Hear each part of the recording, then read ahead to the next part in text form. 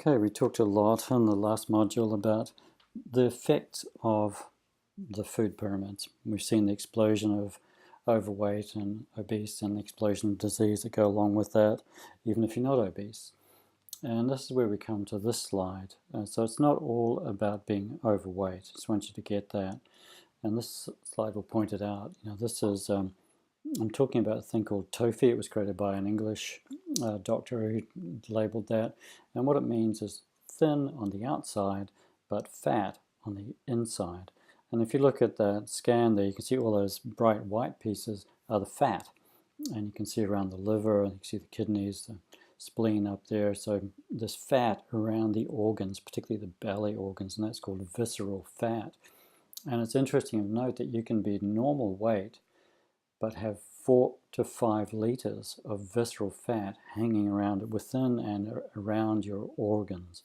And an interesting quote from Professor Robert Lustig, he says, this translates into the difference of about 15 years of life. So if you have visceral fat, you're likely to die at least 15 years sooner than if you didn't.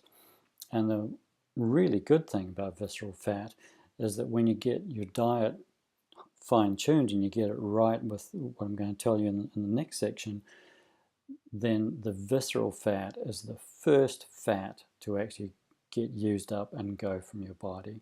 So you could be really massively overweight and just reduce your weight by 10%, but the bulk of that is visceral fat, so you change your health markers massively. So it's both a good thing and a bad thing. It's good to have it's good that it goes so quickly. It's bad to have it, so you need to keep on top of it by continuing with a diet that actually keeps it at bay. So I like to say, who's your worst enemy and who's your best friend? So here's your worst enemy is liver fat. And essentially, what we do with the foods we actually, if we eat too much carbohydrate, we actually overload the mitochondria. That's the little guys that produce energy in the cell. So we overload the liver mitochondria with all those carbohydrates, and particularly with fructose, and that turns the liver fatty. So the cells get fatty. And it's interesting that, we're often in New Zealand and Australia. I'm not sure, you might be hearing this from the States, but you'll hear that the idea you guys have high fructose corn syrup. We don't. Well, high fructose corn syrup is something like 55% fructose, whereas normal table sugar, which we have every day mostly, is 50% fructose, because 1 molecule of sucrose is equal to has 1 molecule of glucose and 1 molecule of fructose. So exactly 50-50. So it's not a lot different to a high fructose corn syrup, really. And what I see happening is that the visceral fat, the liver fat, then spills out around the viscera. So it starts in the mitochondria in the liver, fattens up the liver, then spreads out into the abdominal cavity. And that visceral fat is actually, as said here, it actually increases inflammation, secretes chemicals that increase inflammation. It governs your metabolism by decreasing adiponectin, that's the fat-burning hormone, and that actually leads to the storage of more visceral fat. And ultimately that leads to all those things we talked about, all those diseases of Western civilization, or remember the ancient Egypt civilization, guys that have a high carbohydrate diet. And I love this quote from Lustig. He says, visceral fat is the fulcrum on which your health teeters. Isn't it such an evocative image? And but I also want you to repeat again that visceral fat is the first thing to go when you start cleaning your act up, and that's a very, very good news. If you haven't actually listened to it, I do recommend going onto YouTube and having a listen to the video called Sugar, the Bitter Truth, and that will hopefully get you clear on how vicious sugar is.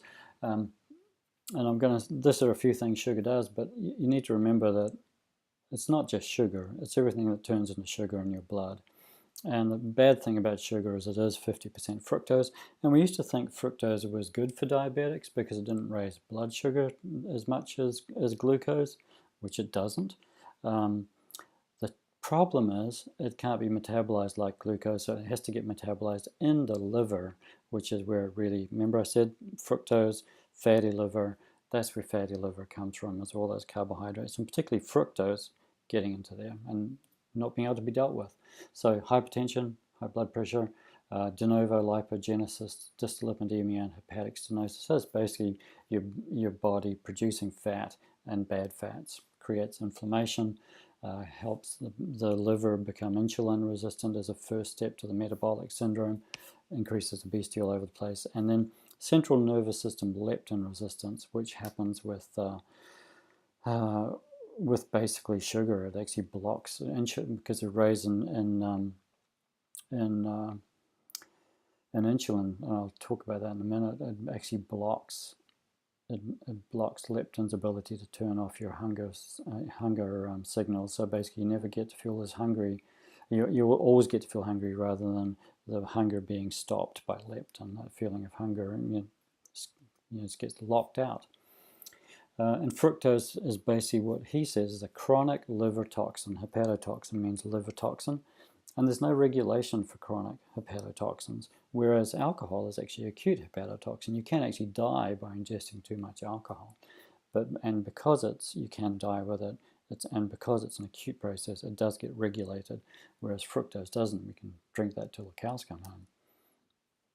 And that's where we said his idea with sugar is sucrose, which is glucose plus fructose. And he says the glucose as a carbohydrate and the fructose as a fat, because it goes straight to the liver and creates fat in the liver. So that's where he sees sugar is actually carbohydrate and fat put together. So here's an interesting study that was done comparing the Western diet versus the ketogenic diet. And this is rats that have been fed certain diets. WD means Western diet, KD means ketogenic diet, and then standard rat chow on the right there. And you can see that if you look at those, how clear those organs are, you can see there's a lot of visceral fat in the Western diet, a little less in standard rat chow, but when you give rats a ketogenic diet, you can see all the intestines, you can see everything. So you can see that visceral fat has actually gone. And so Dr. Jacob Wilson, I got that slide from, and a great little graphic, I thought, to actually, give you, a real thing of if you change your diet, and you can see there, you can see the liver in the standard rat chow and the ketogenic diet rat is kind of a bright red, almost dark red, whereas the liver in the Western diet is kind of pinkish. So that's the fat in the liver. And I thought that was a very good visual of what it does to actually eat the way we do. Remember I said, if you get your diet right, you can turn a Western diet look, that one on the left, to this one in the middle quickly. And that's a good thing. There's a page on my website called How Many Doctors Will It Take? And it's got a lot more of the doctors I've listened to than just this bunch I'm going to talk about here. But I wanted to highlight these guys because if you were going to dig deeper into research and look further, these were the people I'd recommend really taking a listen to. The first one I really started to hear a concrete definition of how many carbohydrates I should be personally looking to intake in a day was Doctors Mary, Dan, and Michael Eads. And they wrote a book called Protein Power, which I've talked about before. That Egyptian slide, it was about that. And highly recommend their work. And the next one is Dr. David Perlmutter. Now he's a neurologist. And he wrote the book Grain Brain. He's followed that up with a bunch of other things.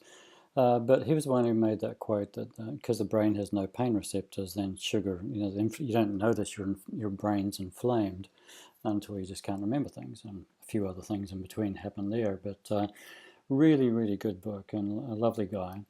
And the next one is one of my favorites, is Professor Timothy Noakes. And I love his story because he did medicine like me, but then he got involved more in how to keep people healthy. So he got into sports nutrition and exercise physiology, became famous for, they were the first people to produce like a carbohydrate loading drink for runners. He was a marathon runner himself and couldn't figure out why, no matter how many marathons he ran, he kept getting fatter and fatter as he grew old. And then one day he heard about a book and he thought, oh, that's a rubbish, talking about losing weight without actually feeling deprived. And he just didn't think it would work. But he looked at the authors, and I'll tell you about them next, and thought, well, I know these guys are in exercise physiology themselves, and they do good work. So then he started looking at it, and he said he had to eat a lot of humble pie, and he's if you find him online, he's so entertaining, because he's one doctor who really can admit that he made a mistake and be fine with it, and really, he's a delightful guy. He got taken to court by he did something on Twitter. Someone asked him about weaning a baby, and he said it's perfectly fine to wean a baby onto low carb, high fat, foods. And a dietitian took exception to that and took him to court. And it was a trial that went on for years and bounced back on him, and they tried to come back, and basically you can see that all online. And there he was proving to medical counsel. It wasn't really a court. It was a different kind of court. But he had to make a stand for what he believed in. He either had to lose his license or make a stand, and he chose to dig his toes in, because he'd been one of the people educating people to eat lots of carbohydrates, and then he found out that not only on top of his overweight issue, he actually got diabetes, and he realized that the diet he'd been prescribing for runners had actually given him diabetes, and so he decided he needed to put a line in the sand and stand firm. And so that's a fantastic thing he's done for the world, really, and a really good guy to listen to. And the book he read was A New Atkins for a New You. And if there was one book you were going to read that encapsulated everything, it would be that particular book. And that was written by these three guys here. Two of them are doctors, and one of them isn't. The first one on the top left is Jeff Volek. Then there's Steve Finney, who I've met in Auckland here, and Dr. Eric Westman. And Eric has been working at Duke University for 20 years, teaching this kind of protocol to people, and having it work. And that's been going on with all the normal stuff, rubbish we've been told about what to eat and what's not. And here's a doctor in a clinic, university clinic, medical hospital, doing this for 20 years. Unbelievable, isn't it? But I highly recommend that book, and you'll hear more about them as we go along. And if there's one website you're going to visit, I would recommend dietdoctor.com. And this is Andreas Einfeld. He was the originator of that, Swedish. And if there's one country that's actually going to get this fastest than any other country, it might actually be Sweden. Timothy Noakes is from South Africa, so it's a bit of a race. So we'll see what happens, but fantastic site, and basically a young doctor who realized they were teaching all the wrong things and dug into diet and nutrition and started, really telling people what was the true case. And so dietdoctor.com, highly recommend that site. One of the things I'll talk about in a little while is fasting. And Dr. Jason Fung, he's a nephrologist, so he's a kidney specialist. What's one of the main causes of kidney disease these days? Diabetes. So he was figuring out what he needed to teach his patients, so he didn't have to lose their kidneys. So fantastic guy. IntensiveDietaryManagement.com, that site. I'll also put links in here. You can, with a PDF, you can click on. Dr. Jay Wortman, really nice guy. He did research on the Native Americans in Northeast. He's in Canada, so up around the Vancouver area, above that, something in there. But basically, they're all obese. Most of them are obese, and he basically took them back to their native diet. And there's Canadian Broadcasting put that out, and he's been pushing that barrow like all these other doctors. Once you wake up to how wrong you've been and how easy it is to transition to something that's real, makes sense, and works, then you can't go back. You only got to go forward from that point. And this is Dr. Rangan Chatterjee from the UK. He's been pretty famous on BBC TV. Again, doing the same thing, going into people's kitchens and diets and teaching them how to eat, and people see that on TV. This guy, Dr. Asim Malhotra, he's a cardiologist, and if there's anybody that's really spearheading this kind of battle in the UK in a massive way, it'd be Asim. All power to him, and he's changing regulations as we speak. And his POP diet I'll tell you a little bit about, but I'm not 100% enamored of it for various reasons, but a good thing. Richard, I love Dr. Richard Bernstein. He was married to a doctor, he was an engineer, he had type 1 diabetes, and he realized that if he could learn to manage his blood sugars, all the fallout from diabetes would be massively reduced. And so he did, and he figured out how to use, because his wife was a doctor, he'd seen this ad coming through about a blood sugar monitor, so he ordered it under her name, and he was able to plot what was going on with his blood sugar with everything he ate.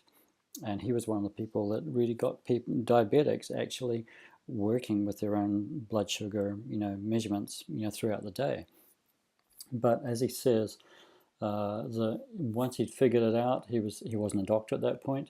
He was an engineer married to a doctor, and he went to the diabetes associations and tried to educate them, and no one would listen. So he thought, well, maybe I've just got to go and retrain. So he actually retrained as a doctor in his 40s, I believe, and he found the shocking thing was that the Diabetes Association and all the diabetes researchers listened to him even less as a doctor. So he's got his own YouTube university about how to handle diabetes with this kind of diet. So fantastic guy, really. He wrote a book called, I forget the name of it, but I'll show it to you in one of the upcoming pages. Professor Lovestig, we talked about, pediatric endocrinologist. So basically he works with kids with all sorts of endocrine problems, and he realized that it was a hormonal issue about diet. It wasn't actually a calories in, calories out thing. Dr. Terry Walls basically had multiple sclerosis, was in a therapeutic bed doing rounds. Can you imagine this? Here she is doing rounds on a ward from a bed herself because her multiple sclerosis had wrecked her body. And, all power to her. So that whole multiple sclerosis and autoimmune process, so she reversed it, back up and walking. Phenomenal story.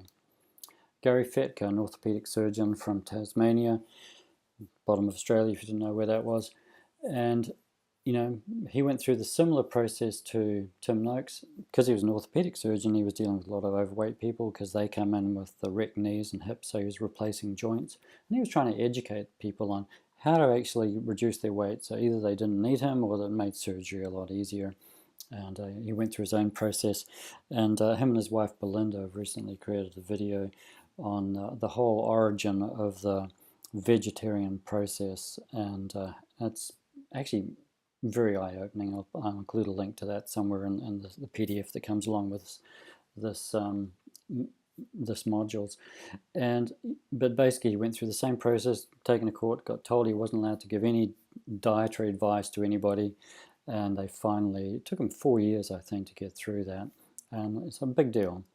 Dr. Paul Mason, another Aussie, has a fantastic series of summaries on the whole process of what we're talking about here. Really like him.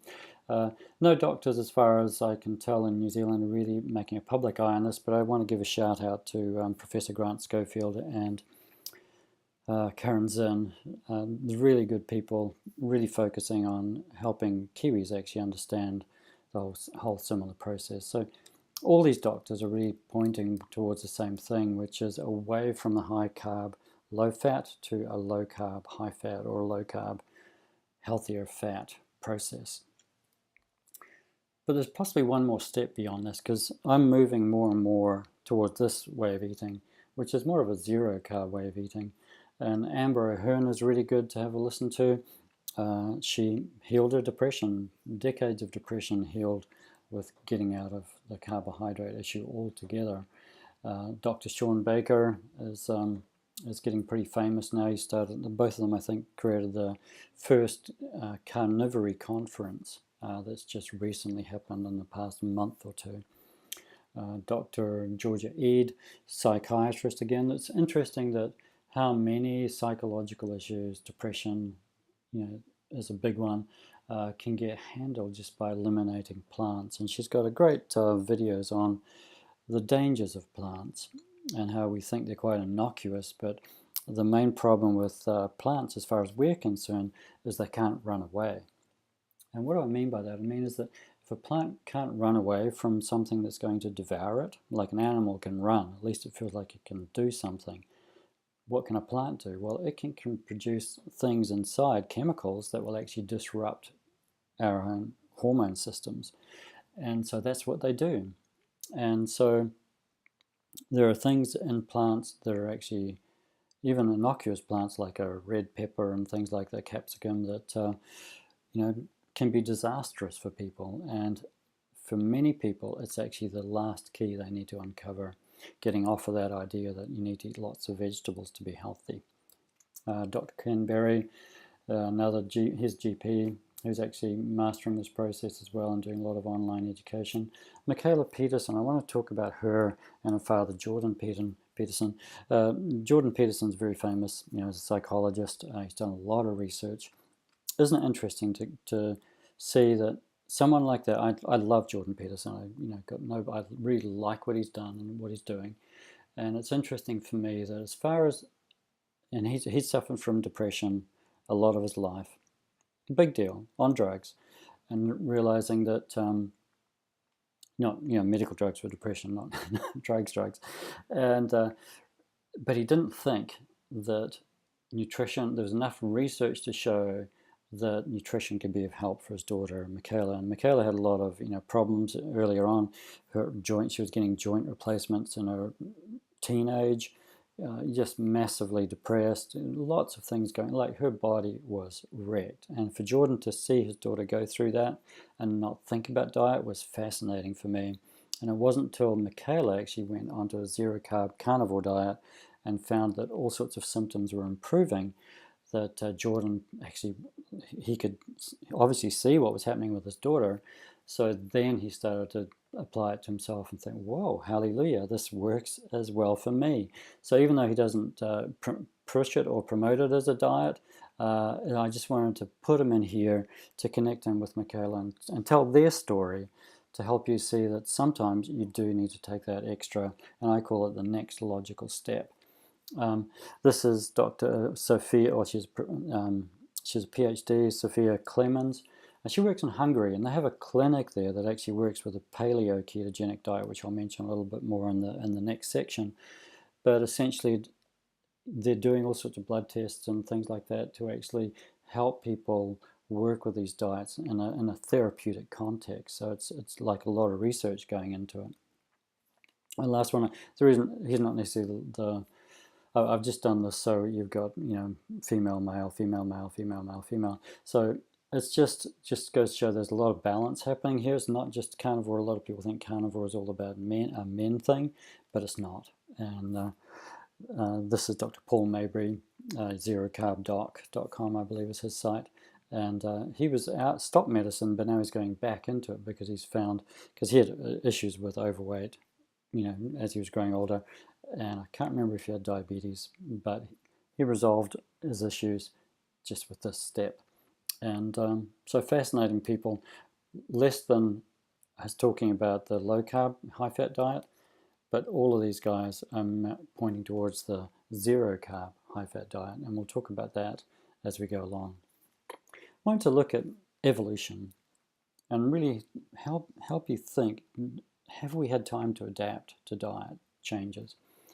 A lot of people go back, a couple of million years or a million years for humans, but really Homo sapiens, as we know them, is this basically a composite made up from a skull, a 200,000-year-old skull. And so around about that time, I'm just going to look at 200,000 years. So imagine that 200,000 years was represented in a 2-meter line.